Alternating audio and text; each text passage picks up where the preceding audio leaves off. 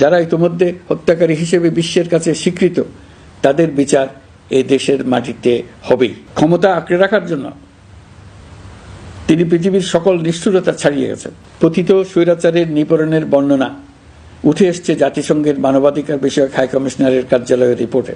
গত July August মাসে বাংলাদেশের ছাত্র শ্রমিক জনতার উপর শেখ হাসিনা সরকার ও আওয়ামী লীগ যে দমন পীড়ন ও হত্যাকাণ্ড চালিয়েছে, এর পুঙ্খানুপুঙ্খ তদন্ত করে বিস্তারিত রিপোর্ট প্রকাশ করেছে তারা।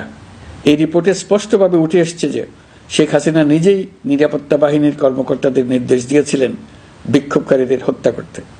বিগত সরকার, আওয়ামী লীগ ও আওয়ামী লীগের সহযোগী গোষ্ঠী ও সংগঠন একত্রিত হয়ে পরিকল্পিতভাবেই গুরুতর মানবাধিকার লঙ্ঘনে জড়িত ছিল।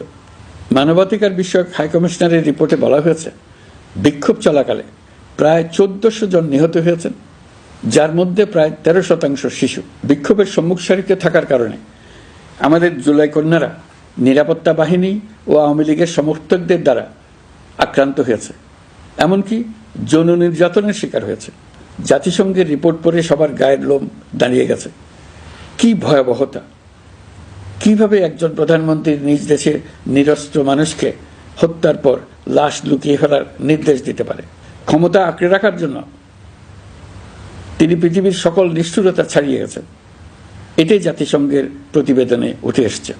মানবাধিকার বিষয়ক হাইকমিশনার কার্যালয়ের এই রিপোর্টকে আমরা স্বাগত জানাচ্ছি। প্রতিবেদনে যে সুপারিশ করা হয়েছে, অন্তর্বর্তী সরকার সেই সুপারিশগুলো গুরুত্বের সঙ্গে বিবেচনা করছে। আপনাদেরকে আশ্বস্ত করে বলতে চাই, যারা গণহত্যায় জড়িত ছিল, যারা নির্বিচারে মানুষ হত্যা করেছে, যারা ইতোমধ্যে হত্যাকারী হিসেবে বিশ্বের কাছে স্বীকৃত, তাদের বিচার এ দেশের মাটিতে হবে।